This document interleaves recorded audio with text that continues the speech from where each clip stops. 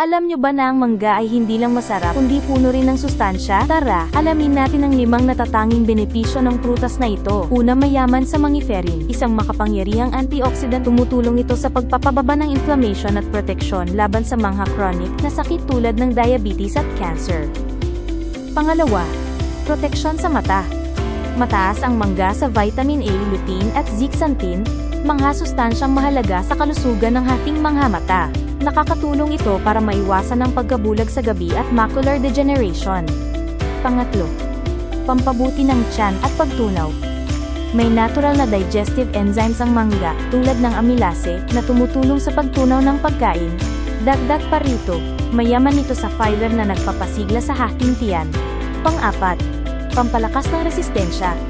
Isang tasa lang ng mangga ay nagbibigay na ng sapat na vitamin C na kailangan ng ating katawan sa isang araw. May vitamin A at folate din ito na mahalaga para sa malakas na immune system. Pang-5, proteksyon laban sa init.